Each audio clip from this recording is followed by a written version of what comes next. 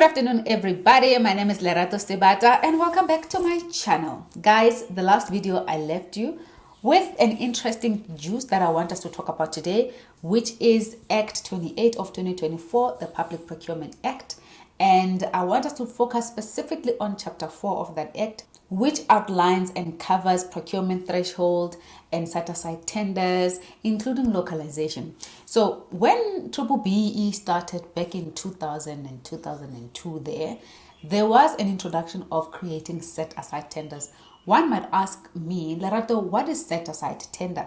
So set-aside tender, guys, it means there are specific projects within the procurement spend that will be set aside, categorically put in simple terms, for particular designated groups. Meaning, there is a spend that is aiming to empower small black businesses or female-owned businesses or any supplier that has, disability, youth, and all the designated groups basically. So this is basically an aim from the government to create a point of inclusivity. So guys, this is a really great opportunity and initiative for the small owned businesses, or in fact those designated groups for that matter, that will participate in this particular bid, because they are only set for them. No one is allowed to compete with them in the same bracket. So this is a little bit of a fair game, because it means that we are all playing at the same level playing field, So right now what the challenge is, every tender that is published on e-tenders or on those department websites, or even private sector for that matter, it means that anyone is open to participate and respond to that bid. But what usually happens is the big guys have experience, have capacity, and they have money, obviously, and resources to respond to those particular bids. And then they kick us out who do not have such experience. So I'm a small business. My business was established 2016. So I'm only maybe getting into year 5 or 6. And therefore, if this bid says we need 8 years of experience, obviously, guys, startups will not, be favorable to that particular evaluation criteria. So now these particular set-asides are going to actually help solve that problem. When we set aside to say we're looking for, maybe for construction, CIDB grade 1 and 2. Grade 7 and 8 cannot come and participate in this bid. It's only exclusively made for those, categorization of suppliers. So now this means to me, it's a good move from the government to empower, small businesses, to empower designated group, and to provide inclusivity for that matter. And of course, also try and make it almost like a fair game, because over time, for many years, people are struggling with the issue of experience. They want experience. I don't have experience. They want this. I don't have that. I don't have this license. I don't have that. Because each and every client pitches requirements at a very high level. So, Lena, I would feel like it's very unfair if I have to play with the likes of Deloitte, Ernst & Young, those are big guys, So, I'm just a one-man show, if you think about it. So what this act then is aiming to do under Chapter 4 is to actually stabilize that and create those opportunities, So unfortunately, for some, companies feel like it's going to be unfair. Now you're going to be taking food out of our mouth. We are now used to be providing the service, blah, blah, blah, blah. And also for those who, are doing business with government, will recall there was a time, in a spirit to empower this very same topic, the regulation was saying 30% of your contract amount needs to be, subcontracted to small black-owned businesses or female businesses, or whatever the case is. So the subcontractor work was 30% and to be spent with black businesses. But that is still not enough, because you know what happens? People do things. They hire their friends, they establish new businesses under, that, category, and then jiggy, money just rotates around the holding company and the group company, which, to be fair, guys, it's really unfair, which of course one can argue that, is that fair? Of course that's not. So now, at least now, the procurement teams, when they published RFPs and quotations, if it is specifically made for Small businesses turning over 300,000 a year. Rest assured, no one can come and play in that field or that box. So, but then the advantage again is that as a small business, you can go and partner with a big guy and then tender for other projects. So meaning you are double favored, as someone who is in these designated groups, one to fall into the set aside space and also open market, right? But obviously the medium size and big guys might not be. And sometimes, guys, there's also going to be set aside tenders that are owned specifically for QSEs, meaning all the qualifying suppliers that turn over more than 10 million to 50 million, that will only be secluded for that.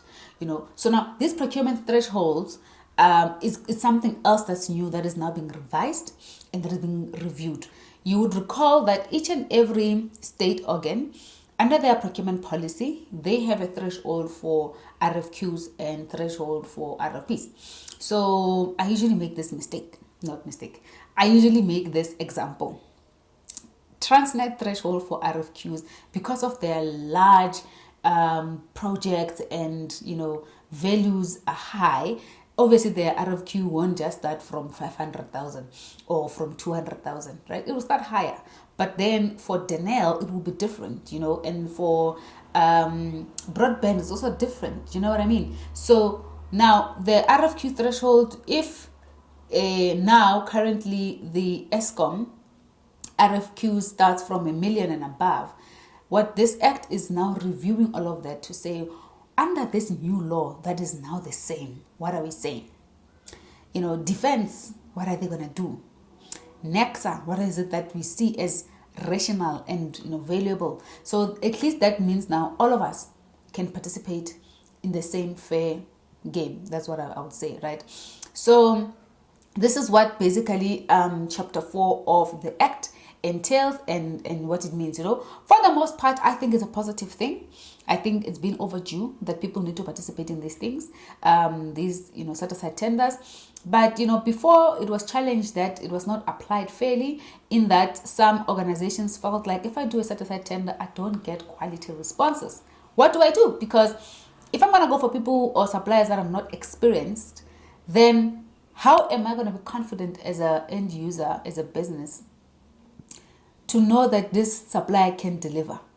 Because firstly, they don't have experience, or they don't have sufficient experience for that matter, or their responses are very poor.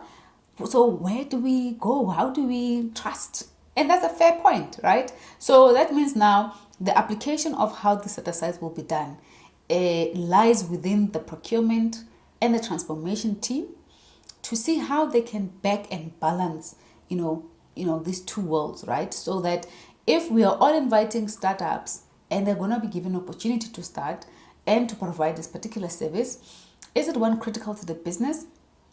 Is it a complex or simple project?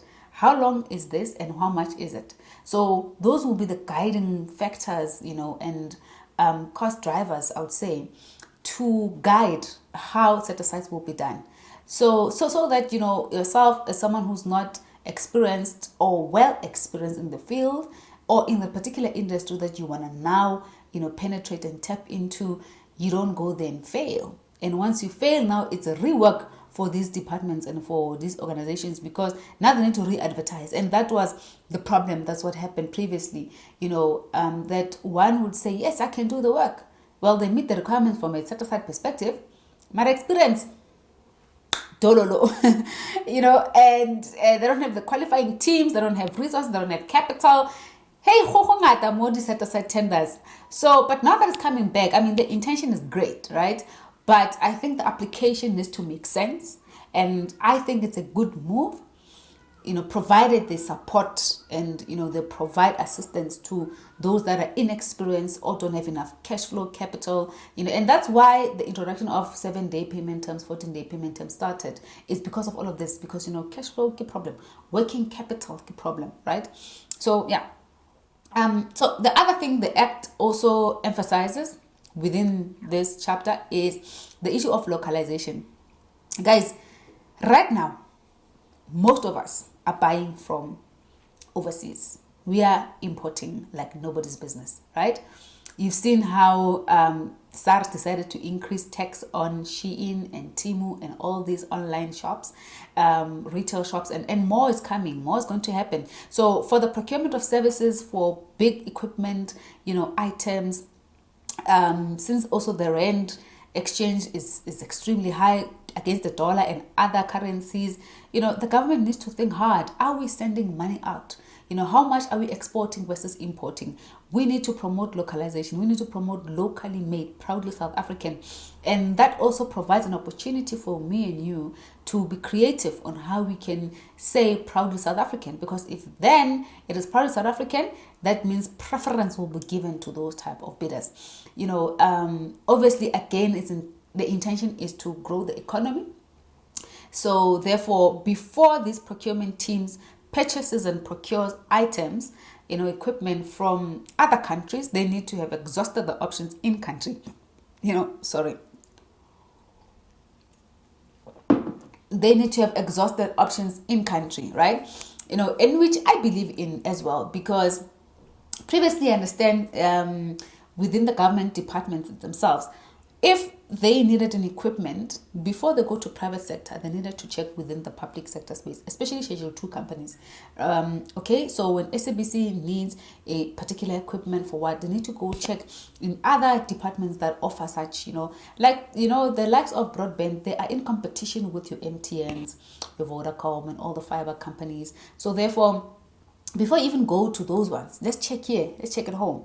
So what are we doing to empower the country? So this is a positive move or an intention. Remember, the trick lies in the application and the implementation and execution of how all of these things are done. It's nicer to write things on paper, ne?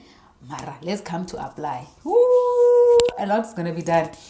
So what I also see happening is that from 2025 onwards, after the announcement that in October this act will be obviously put into play, and basically the playbook is technically starting in October, right? But from next year, we're going to see an uptake of more RFPs and more RFQs coming through. If you're not ready by now, my sister, my brother, please get yourself ready. Next year, we are going to see an uptake of opportunities. There will be more trainings. There will be more IT services needed in terms of technology, applications, e-platforms, like I mentioned in my previous video, something that will obviously be working towards enabling and creating automation within these departments to work together. There will be integration of services with regards to SARS and CSD currently, with CIPC, and how does this merge and work within creating an e-tendering platform and e-invoicing platform, and many more, right? So, to some degree, some of these departments, especially in the regions, they are so far. Like, it's unbelievable, right? Each and everything is paper. But now they want to do away with that. So what does that mean for you as a small business or for medium-sized business? It means you have to be prepared, because the government next year is going to spend. Currently, the procurement spend within the government's space, public sector, it is around 900 billion, yes, spent. So if you include salaries and all of that, is obviously over 1 trillion, but the third party spend itself is around there. And if you think about 900 billion plus, right, towards 1 trillion, and then you say we want to put maybe 900 million or 10% of that towards, set aside tenders and SMMEs, my goodness, and on top of that, now that we're going tech, the increasing automation, it means next year, National Treasury and all the departments must go to the finance minister and look for more money. So now money needs to be provided to obviously implement the systems and the solutions. So therefore, we need to be ready, including how we can think around increasing localization. So what I see happening also is that from next year onwards, after the regulation is completed and finalized, and the Public Procurement Office, remember I said they are the overarching, center of excellence in the implementation of these policies. So once they have finalized with that policy and how it will be implemented, whatever the start date will be announced, then it means the evaluation criteria is going to change. definitely is going to be amended somewhere, somehow.